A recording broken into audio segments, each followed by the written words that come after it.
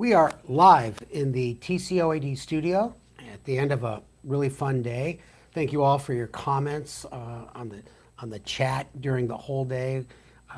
You of course know Jeremy and I quite well by now, and don't forget that these lectures will be up for the next 2 weeks on the VFairs platform, and then they will be moved to our video vault. You can watch them anytime. Now, without further ado, I want to introduce you to two of the non-type 1 endocrinologists that are really a solid part of TCOYD. You've seen them on many other conferences in our video vault. Tricia Santos, who is the ultimate endocrinologist, and then there's Schaefer Bader, who also is the youngest of the team, but now is full-time faculty at UCSD, does research with Jeremy. And I think both Tricia and Schaefer are excellent at not only talking to healthcare professionals, but a very, I would say, unusual talent of being able to talk to people living with diabetes. Yeah, I just want to say hi again, to everybody. And it's so great being here. I mean, all the videos that you guys have been watching today, that's literally taken us months to prepare that. And today is really just a joyful day of us actually enjoying watching them too. The creation we put together, chatting with you guys. And then this is our one time to come on live and answer questions. And again, we're just here in the TCOYD office in sunny San Diego. Glad to have Trish and Schaefer here. So Trish is going to be going through all of your questions. So definitely, submit them, and we'll get to as many as we can. And let's get started. Well, I wanted to say though that after watching the food challenge, we ordered the same exact meal that Jeremy got for me, and 4 of us shared it. Oh my God. And all 4 of us are stuffed. And He's for still dessert, complaining about no, this no, food I challenge. just want to show for example. It was a very small acai bowl. It wasn't. I didn't ask for it. I don't know why you got such a small bowl. It's not your fault. I went home and got another one because I was still hungry. Anyway. You stayed rain. Yeah. Okay, so let's do it. Okay. So we have a ton of questions already popping into the chat. So I'll try and batch them a little bit, but we'll probably have to jump around a little bit. The first question is, how do you change your alert sounds on the Dexcom G6? So maybe you guys can talk a little bit about alerts and how you use them or how you talk to your patients about them. And then the fact that we can change the sounds, I think a lot of people don't know. Yeah, well, I'll start off since that was one of the tips that I gave, one of the better tips. No. Steve kept texting me that his were the most important tips. I was like, well, first of all, I'll summarize briefly. Lowering your upper alert to 150, for example, really gives you an opportunity to do something before you hit 180. That will improve your time in range, your average glucose, and your A1C, your estimated A1C and your real A1C. And I also want to say, for those of you that are worried about alarm fatigue, you can have a separate set of alerts overnight, for example. You can make it wider so you don't get bugged, your spouse doesn't get bugged, your partner, whatever. Now, every CGM is different, but in the Dexcom app, you go right into settings, you go to alerts, and then you pick the alert you're talking about. Let's just say hi. You click on hi, and then you scroll down a little bit, and it says sounds. You click on that, and you got about 20 different sounds, like the slide I showed you during our presentation. And you know what? There's a lot of different ones. It makes a huge difference. Instead of saying, oh, no, I won't use Jeremy's number 7 rule out loud. You'll say, awesome. Now I can look at it. I look at the trend arrow, the other important tip, and you can make a decision what to do. Right. What about repeat alerts, you guys? Do you want to talk about that? Because I think the repeat alert, sometimes people think it has to be the same for the low and the high, but really it should not. Can you comment on that, Schaefer? Go for it. Well, I mean, yeah, a lot of people don't even use the repeat alerts. So, the repeat alerts, we kind of, sometimes we call that the snooze button, but it's going to tell you if you're high, for example, your high alert goes off. It'll only go off one time unless you have the repeat alert turned on, and then you can set, how frequently do you want to know if you're still high, and the question there is like, what are you going to do with that information? So for sure, I think globally we would recommend for low alerts, a low repeat alert is really important, because if you're low and you want to know that, then you want to treat that, and then you want to know 15 minutes later, are you still low? So if you're going to retreat it or do something about it. For the high alerts, a repeat alert is really useful if you're going to be doing something about it. If you're going to rebolus, when do you want to check back in again? So how long you want to have that repeat alert come back is sort of an individual preference. But I'm curious how you guys handle Yeah, it. I was just going to say, I have my repeat high alert set at 2 hours.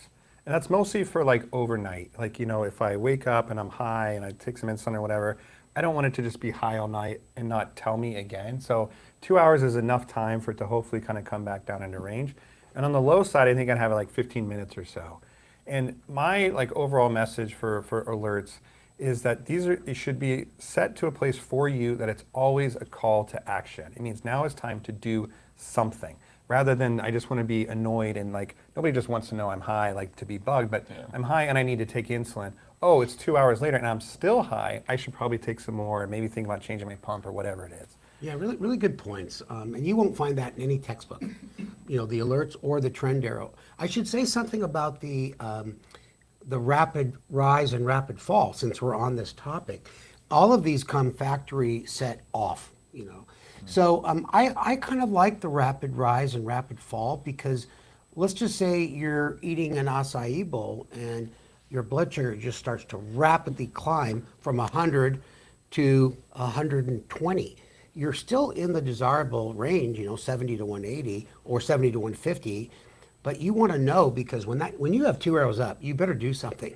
I don't care what it is, but run around the block, give yourself a bolus. You know that it's rising 3 milligrams per deciliter or more. And same on the way down. You might say, okay, I'm not really out of range, but I better get some juice. Yeah, and last thing I'll say, and then we'll go on to the next topic, is Hey, I like this stuff. when there's 2 arrows up, you mentioned it, that means that it's rising by 3 milligrams per deciliter or more per minute. So if that goes on for 10 minutes, that's 30 points that you're higher in that quick, amount of time. So Or lower. or lower when so anyways. All right, next topic. Well, Steve, you said something that kind of jives with the question here, where you said you better do something about it if it's rising quickly. And one of the questions says, why do I need to move around after eating to get my insulin to work?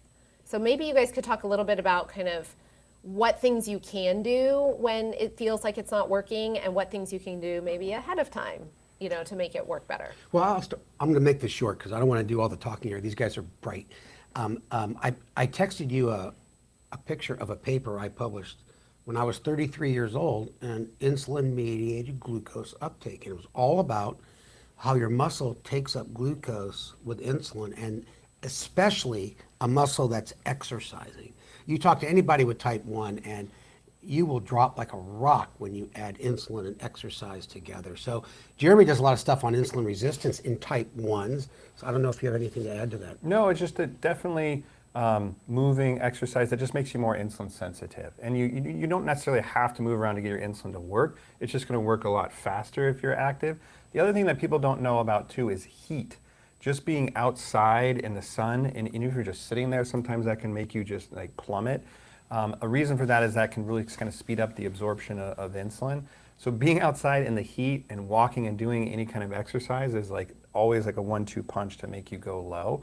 So especially now in the summer, heat waves, that's something else to be aware of. Yeah, good thoughts. But I think it's I think it can be a useful tool to just go for a walk. Totally. After a big meal or after your kung pao chicken or whatever, because those, like you said, the muscles. That's Orange chicken. Orange chicken, thanks.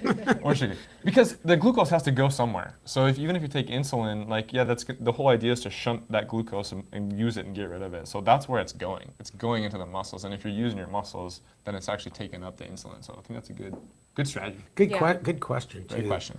I have a question here that I think probably rings true for a lot of people. It says, I always panic when my blood glucose gets very high or low, thinking I'm going to go blind or start losing my limbs.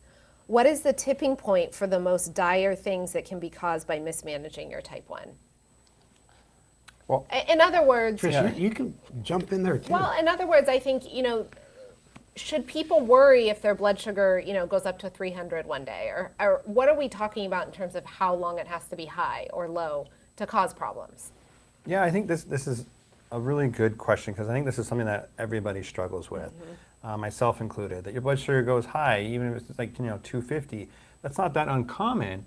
And especially you're trying to bolus, trying to get it to come down, and it can be lingering there, and you're thinking, gosh, am I doing damage? And my advice there is it's cliche, but this really is a marathon and not a sprint. It's your overall control, trying to keep your time in range is, above 70%, trying to keep your A1C less than 7. And if you're doing that, you have to celebrate those victories, because that means that you're in a good, healthy place. We all have our highs and we all have our lows, and we try to, diminish those.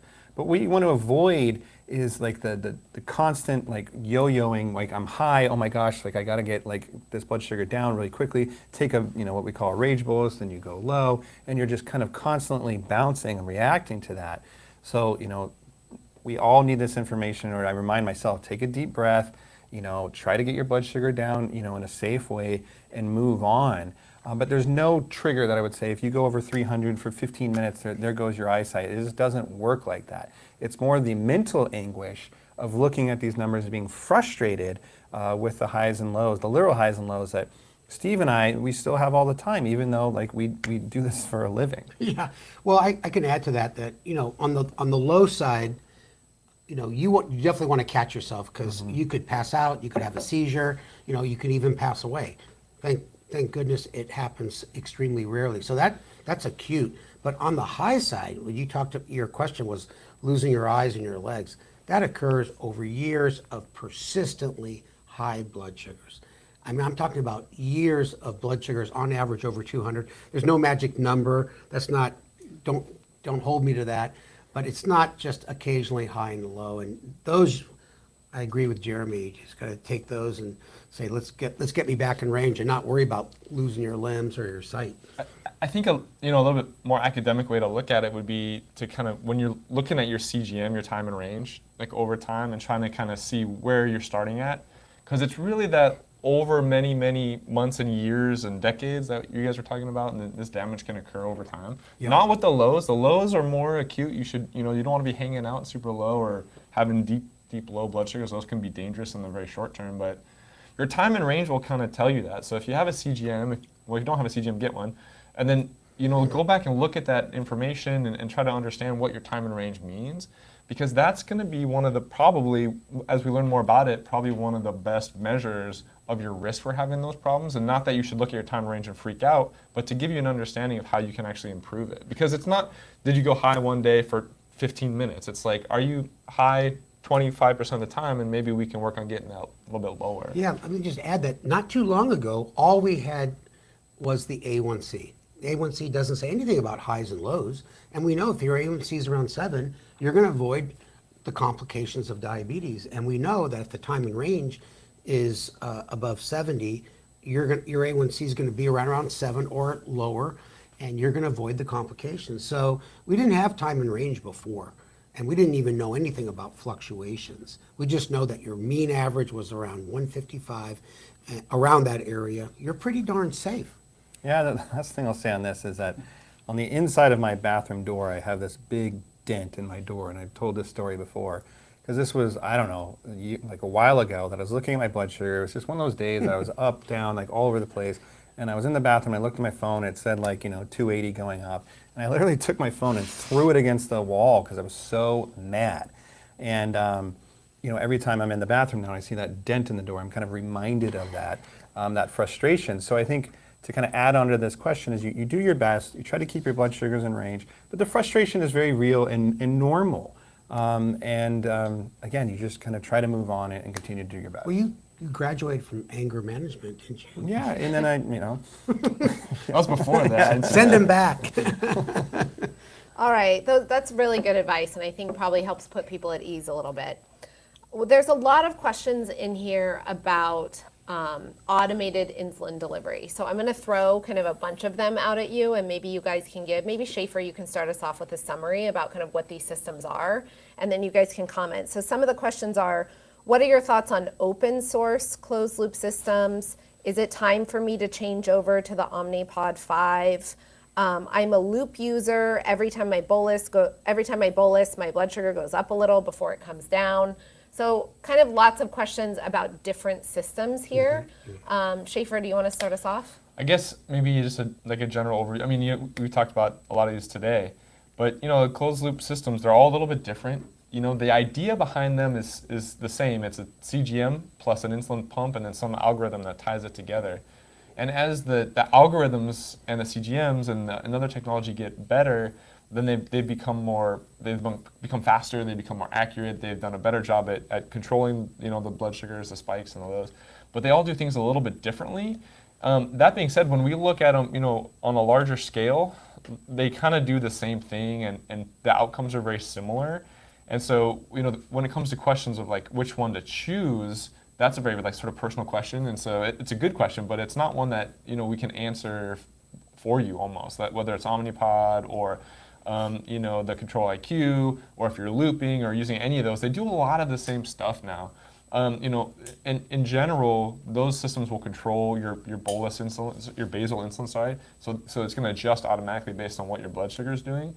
And then a lot of the systems will now give you a bolus if your blood sugar is going high, but none of them do a great job at if you just don't bolus for a meal and you just are waiting for the closed loop or hybrid closed loop system to do all the work. That they're not there yet. So if you don't bolus for meals, if you had, your acai bowl, you're going to go high for sure. So some of that's kind of how those work. But in terms of choosing different ones and trying to, understand if it's one pump versus the other, you have to look at sort of the specifics of what they do. I mean, Omnipod is a tubeless pump. That's what's kind of, I think, super unique about it.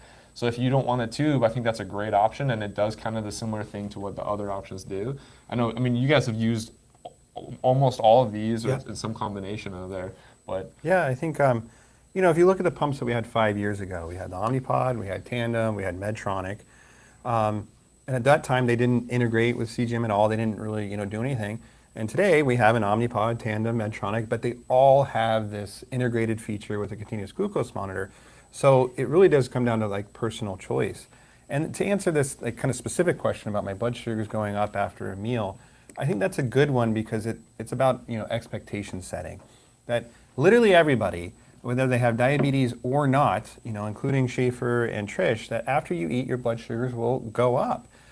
So I think if you're striving to have completely flat blood sugar all the time, that's unrealistic. And I tell people, and it's a joke, but it's also true, the only time your blood sugar is flat is when you're dead. Otherwise, there's always going to be some fluctuations. So what is very uplifting? Yeah, well, so we're not aiming to be dead. We're aiming to be, living human beings. So your blood sugar is going to go up after you eat. That's to be expected. You try to, keep in range. And I tell people that if you can, between where you start your meal and what your peak is after eating, if you can keep that under 50 milligrams per deciliter, you're doing a good job. Under 30 is perfect. Meaning if you start at 180, well, you might go up to 220 or so, and that's still kind of a reasonable expectation. And then hopefully you'll come down into range. But if you're trying to just be 80 all the time, guess what? You're going to have tons of lows. So it is a balance. Yeah. And, one thing I'll say about these systems now that, especially, we've had Medtronic for a while, we've had Tandem for a while now, Omnipod's coming around. We as providers are having to learn how to help our patients use these systems. So the one thing I would say about using these systems is you can't always do things the exact same way you used to. So, there are little things that we're learning that are different. Like sometimes you don't need to treat a low, with as much glucose or candy or whatever you're eating as you used to, because, the pump is also helping treat the low at the same time, right? It's turned off there's no more insulin coming. They've turned off the insulin, so then you're really going to rebound if you overdo it. Or sometimes when you're going into a meal, you used to have kind of a set amount of basal insulin in your system going into a meal, and that was true every single morning, for example. And now, every morning, people might wake up and they may have kind of a low amount of insulin in the system because the pump's really dial down what you need overnight, for example, or something. So you should be working with your provider and really kind of paying attention to how these systems are working for you, because you may have to adjust how you do things. On some of the systems, you have to make your carb ratio more aggressive. So those types of things, just beware that it's not exactly how we used to treat things. And I think a lot of it too is which goes with what you're saying, but also the expectations is trying to, as these systems become smarter and do more, then we have to ask people wearing them to do less. Mm-hmm. And so it's a little bit of releasing the control, and especially if you're someone who's used to really managing your blood sugar and keeping it in a very tight range and giving tons of micro boluses and doing that, the more active you still have to give your boluses and be engaged, But if you're over engaged, then it kind of starts to confuse the algorithm. I mean, if you start, if you're trying to trick or outsmart the algorithm by giving, let's say you're a little high, you want to give a bolus, so you put in fake carbs, then the algorithm thinks you ate carbs, but it just messes it up. So, so it's kind of interesting just to see how this is like the psychology of using the pumps So true. mixed with the technology. So a little bit of it is also just being aware that there's, they're not going to be perfect, but they work very well, and kind of letting them work, I guess. Yeah, really good comments. I'll just make a couple extras. First of all, it's important for all you folks on MDI users. I have patients using shots, and they have their CGM, and many of them have better control than my patients on hybrid closed loop, because you can still mess up. And I have people on what we call dumb pumps, pumps that don't communicate with the CGM. They do extremely well. So you have to find the system that works for you. But these hybrid closed loop systems, I can tell you that I do think it's the wave of the future. And as Schaefer said, eventually they'll be able to handle carb meals. Right now they just don't. But they make decisions for you when you're not even thinking about your diabetes. And a lot of times those decisions are way better than you would make yourself, to be quite frank. And I think, Tricia, you never really thought of this, but you're right about insulin on board from the automatic delivery makes the decisions the person using that system a little bit different. And I've bolused with fake carbs. If you don't know what that is, I have to watch one of our video on our video vault. And I can tell you a lot of times I get low afterwards because it's already cranking up the basal because I'm high. And I say, hey, that's not enough insulin. But anyway, you learn over time. And so these systems, they're not automatic, perfect control. And I think the settings are important. Your insulin to carb, but especially your insulin sensitivity factor. Super important, and almost more important than what your basal rate is. So these are the wave of the future, but for those of you not on these systems, you can do well, and many of you are. Yeah, and I think, I didn't used to really push many insulin pumps on my patients at all.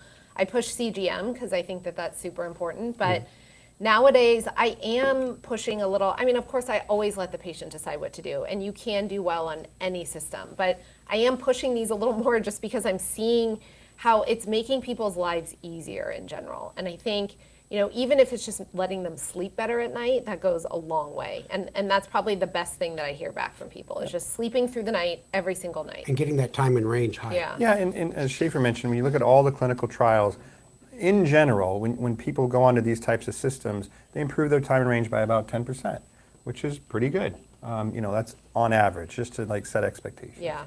Well, along this line, there's one question here that says, are Lyumjev and Fiasp approved for tandem pumps, or for these hybrid closed loop systems? Can you just review what those two rapid acting insulins are and then how we use them in pumps?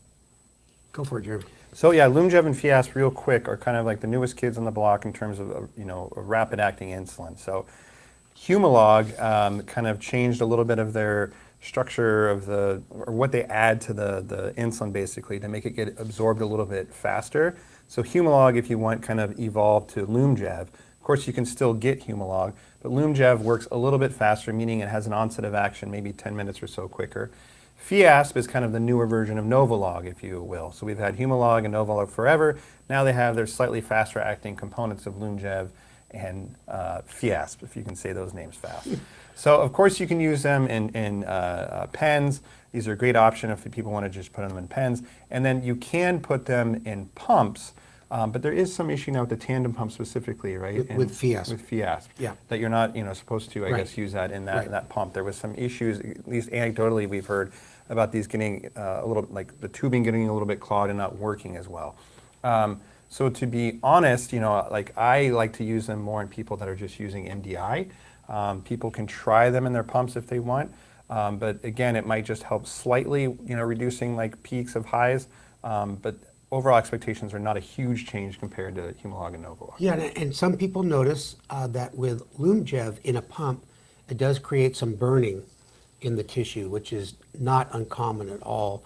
And I agree with Jeremy that the differences aren't tremendous, but some people notice the difference. And if you're on MDI, or if you go back and forth for sure, you want to use one of these faster acting. Tricia, you're probably going to get to it, but when we were talking on one of the lectures, there was a ton of questions about Afrezza during the food challenge. So I'm not sure if we're going to get to that, but now's probably not a bad time. Bless you.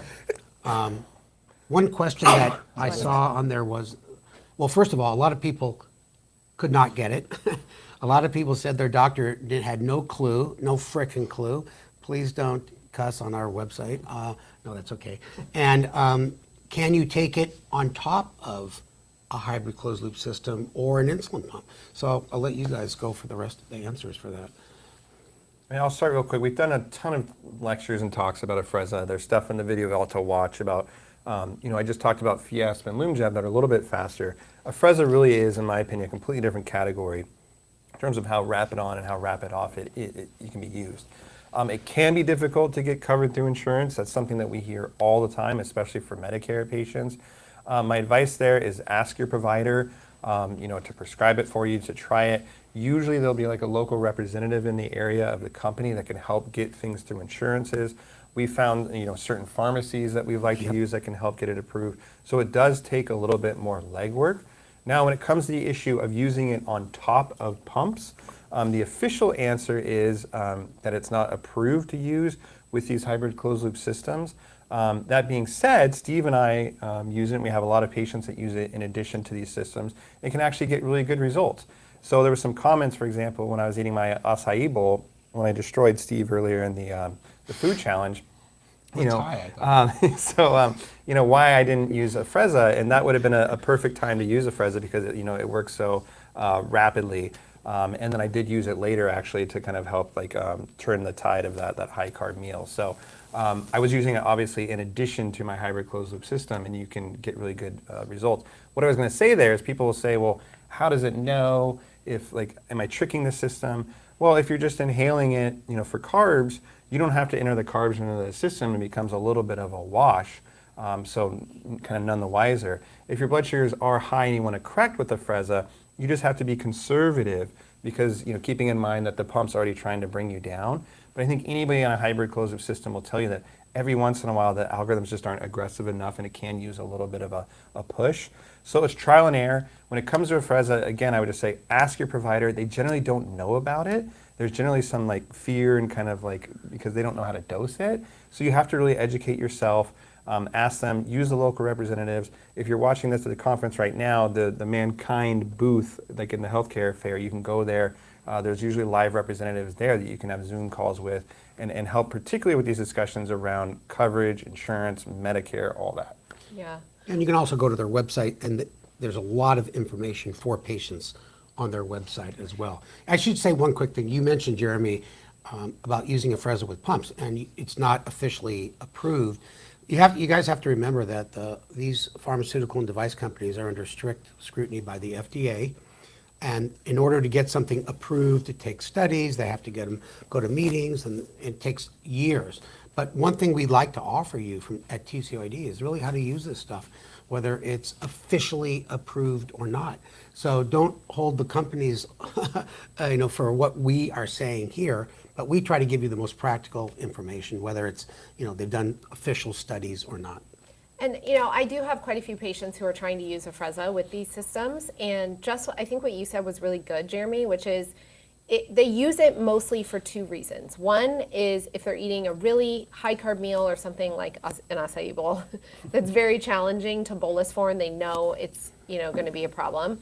And I like your idea about kind of not entering those carbs so that it doesn't confuse the algorithm, because I just want to bring it back to the algorithm a little bit.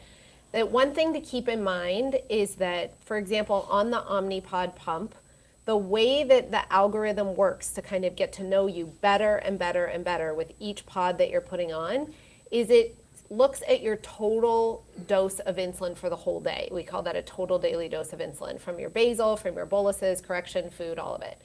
So if you are never entering carbs into your pump and it's just trying to correct you a bunch of the time, you're not really giving it enough insulin, and it thinks, oh, I don't need that much insulin to help this patient. So really entering those carbs, not during the Afrezza time, but during regular times is so important because it tells that pod, oh, this patient needs a lot more insulin. Okay, tomorrow I'm going to start with, you know, a higher dose of insulin.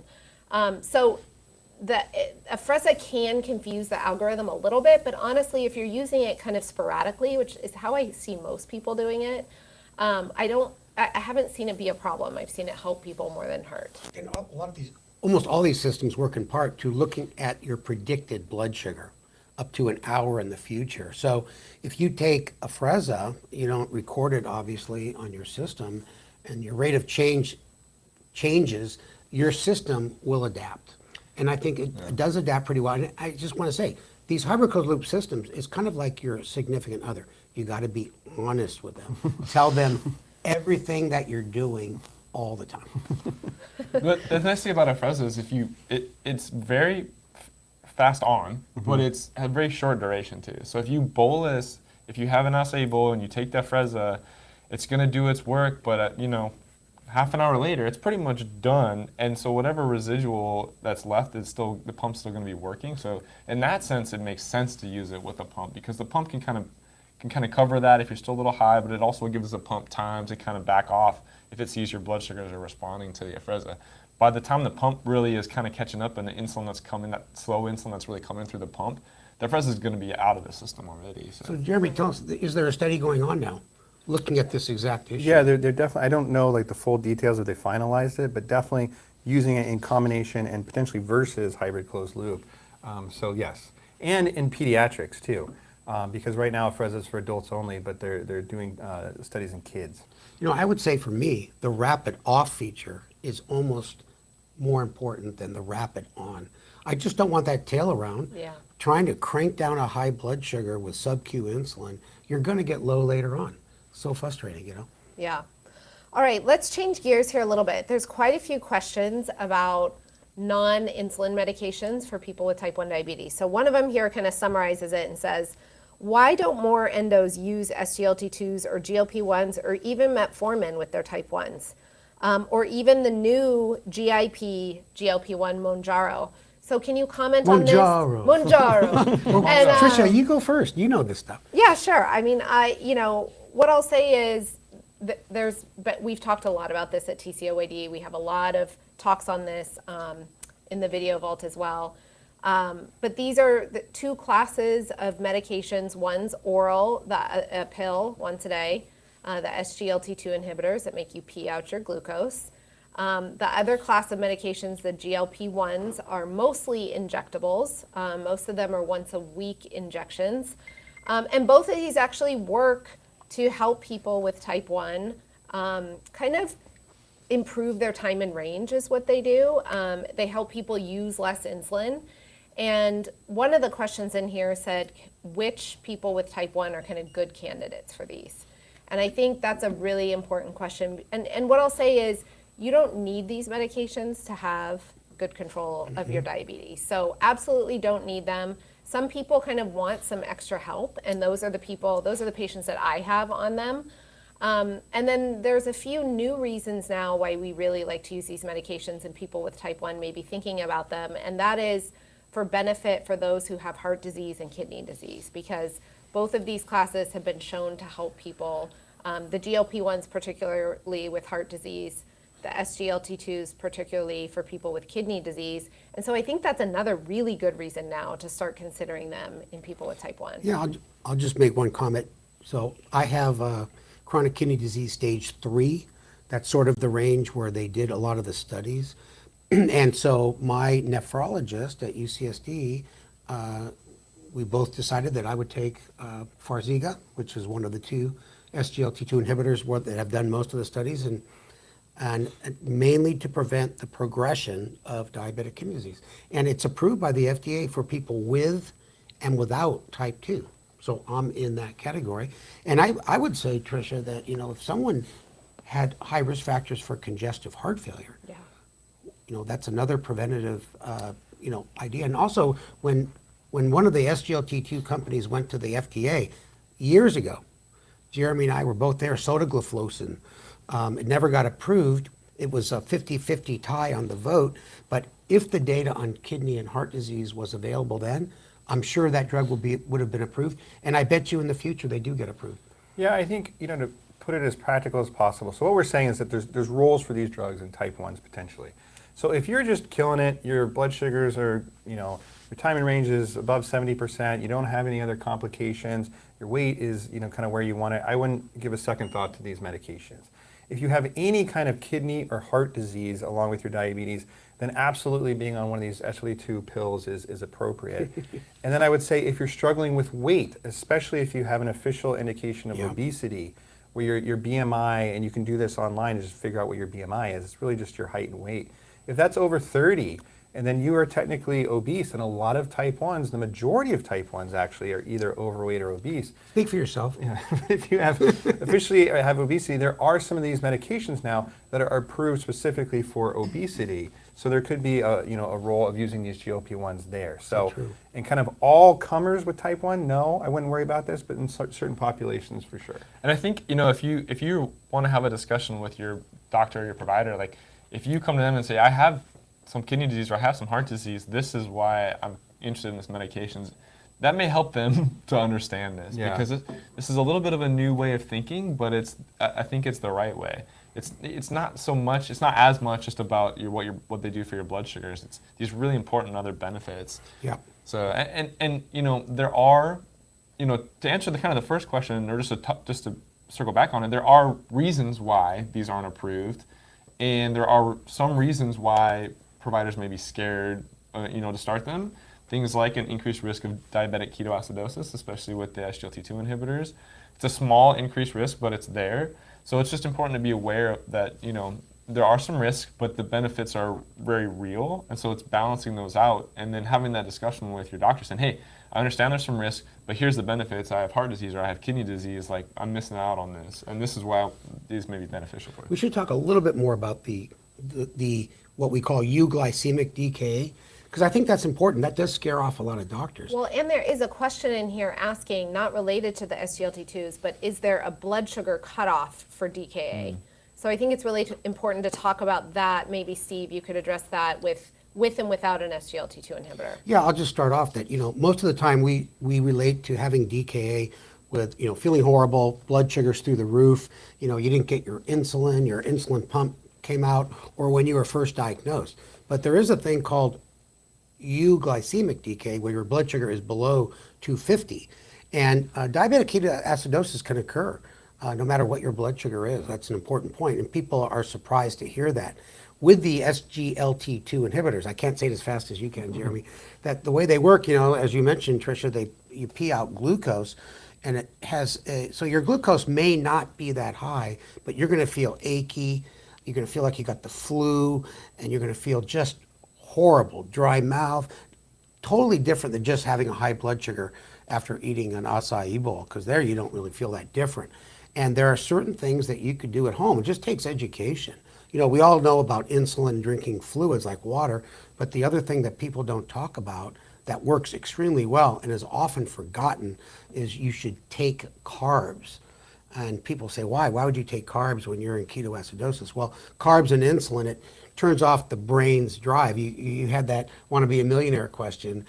It turns off the brain's drive to produce ketone bodies. That's looking for some type of energy because there's not enough insulin around. It might be too complicated to spew off like that, but maybe one of you guys jump in. Well, I would just say the bottom line is that there is an increased risk of DKA if you're on these SGLT2s, and you have to be educated about. There are ketone meters that you can just do like a blood test to know what your ketone levels are. So that's why they aren't approved for type 1s.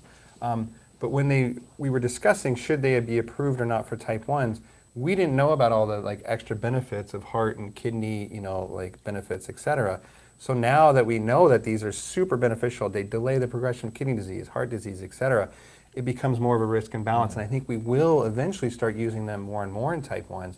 And by the way, there's a lot of work going on, particularly Abbott's leading the way with a dual continuous glucose meter, continuous ketone meter, where you'll obviously have your glucose readings, but then maybe only like when your ketones get to a dangerous level, it might alert you. I mean, you don't need to be staring at your ketone level all the time, but it would be nice to know if you ever got into trouble with something that you're already wearing. Yeah, and the one thing I'll say just in summary is that DKA, even though it's serious and that's why we talk about it and we spend a lot of time on it, it's actually very rare with these medications. So it's important to keep that in mind. And like you said, Jeremy, I think we don't want to scare you off with them because the benefits now are so much, outweigh the risks so much, I think.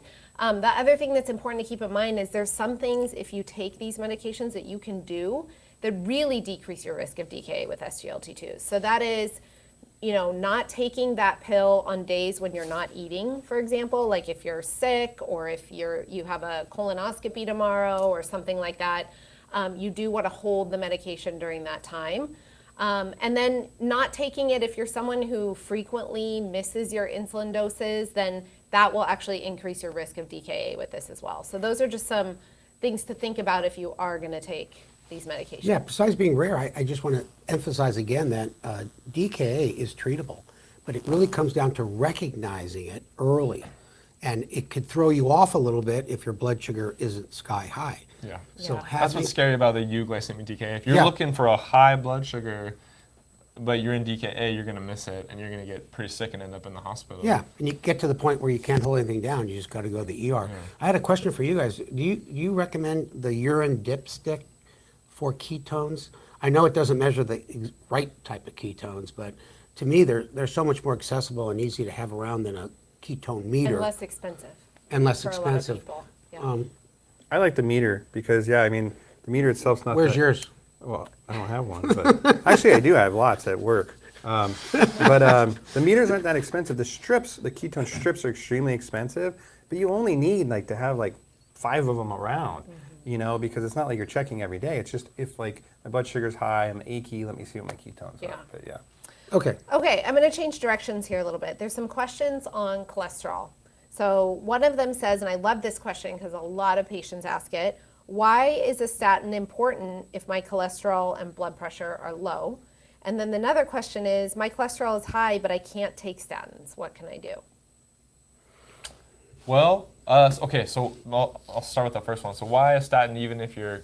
So a statin has nothing to do with your blood pressure, but if your blood pressure is well controlled, that's a good place to start. There used to be all these different cutoffs for cholesterol levels. And I think the most important one is the LDL. That's that bad cholesterol. That's one that we really want to lower. We know that lower is better for LDL. So when you say, hey, my LDL is low or it's good or whatever that is, it probably could be better is one answer, because as we decrease that LDL from super high, let's say 200, that's going to be very dangerous. We get it down below 100, that's a much better place. Less than 70 is even better. So as we get lower and lower, it's better. It's going to reduce your chance of having a heart attack and a stroke. So the statins will do that. So wherever you start at, taking a statin will still reduce your chance of having heart disease and heart attacks.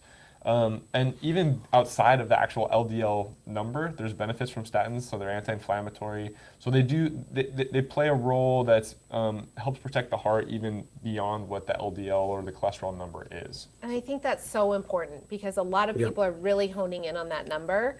I mean, as far as I'm concerned, statins should be in the water. I mean, they are just so good at reducing our risk of dying from heart attacks. Yeah, I think, everybody here has type 1 diabetes, or, that's what we're talking about. And us with type 1 are at higher risk of cardiovascular disease. It's the most likely reason that anybody on this planet will die. And people with type 1 are at higher risk. And therefore, if you have type 1, you're over 40 years old, you should be on a statin or some kind of cholesterol-lowering drug, regardless of what your LDL is. And people get hung up, well, I eat healthy, kind of beat themselves up, I can do it without a statin. For me, it's so easy to take these, once a day pills. The side effects, I think, have been really blown out of proportion. So start with a statin, which goes to the second question, though. What if I actually cannot take a statin? I have muscle aches or some kind of, whatever it might be. There's so many medications now that you can try, beyond a statin, that are very efficacious. So talking to your doctor, there's some other oral drugs, there's some that are actually injections where you can take, twice a month, for example. But you just need to be addressing this. Because I always say that, patients come in, we spend the whole visit talking about, I went high this day, then I went low, and infusion sets and whatever, and we don't address blood pressure or cholesterol, which are much easier to fix. So again, if you're over, 40, thinking about being on a statin, making sure your blood pressure is at, its goals, ideally, at least less than 140 over 90, if not 130 over 80. So making sure you talk about those two things at every visit. What's my blood pressure goal? Should I be on something for cholesterol? And of course, all the blood sugar stuff. And Jeremy commonly says, you cannot have a heart attack if you're dead. So, he commonly goes to that line. You're Yeah. just flat. All right, I think we have to wrap up, unfortunately. I know there's a lot of questions that we didn't get to. Are these questions still going to be answered after the conference? Do you know, Steve? We are going to do our best, but I would say that the best way to get your questions answered, go to our video vault. We have over 250 lectures on all the topics. Yeah, and we so talk true. about these topics in detail. So, And we're going to put Steve's cell phone number in the chat yeah, too. just in but case. I'm gonna be dead, so I won't be able to answer any. Sorry. My blood sugar went high just now because we actually did order more Chinese food. So we've been snacking on some more Panda Express We ordered today. Panda Express because when we watched the video, Yeah, we got we just hungry. got starving. Did you finish digesting the first one yet? I feel like- Oh my God. All right, anyways. any closing comments? No, thanks everybody. I think we got to go on. But no, I guess, do we have time for closing Jeremy, comments? Eric, do we have 4 more minutes? Okay. Oh, okay. Okay. Well, my closing comments, we got thank time. you so much, everybody, for being here. Thank you guys for watching. I will make a pitch to please go to donate. Even if anybody just gives $5, $10, that makes a huge difference. So you can click on the different things throughout the VForm or VFairs platform. You can go to tcoyd.org/donate.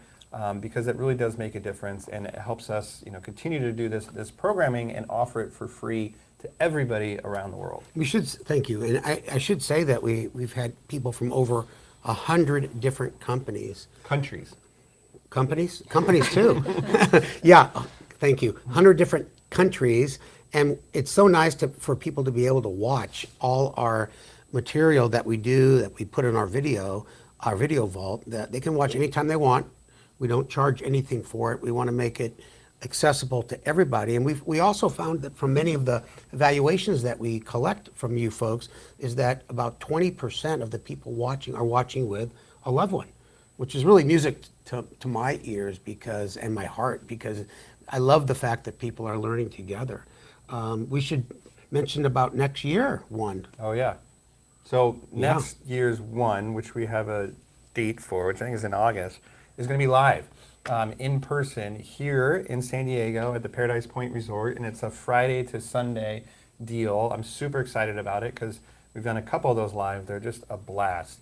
And because you guys have, stayed and watched the whole day, you guys really have the first opportunity to register for that, because I think the registration's open now. The registration opens today, and the last couple ones we've had, they totally filled up. It is a special event. Virtual is awesome. We're able to reach people anywhere, anytime, but being there with other of your peers with type 1, it is amazing. I mean, every year we say the same thing. We're just blown away. It's just it's an emotional experience. I think that even though you guys do such a great job connecting with the audience, I think there's just another level when you're in person together. The in-person one events are my favorite, even though I don't have type 1, but they still let us go. And it's just so cool. And I just love to be there and just soak in the energy and just to see people sharing tips and tricks and making, diabetes friends, buddies, and it's really neat. So I'm excited. It's not a cheesy thing for us to say this will sell out, so we don't want you to be left out. Like, if you have any consideration, register as soon as possible. And we did negotiate with the Paradise Point Hotel to make the hotel rooms less expensive. But we only have a certain block. But anyway, we want to give you guys the first opportunity to be there. And now we're going to do an encore performance, right, Eric, of our song? Go to the last session, yeah. Oh, so go to the last session, close out of this, go to the last thing. And thanks everybody again. Thanks Trish, Schaefer, Steve. Yeah, thank you very much.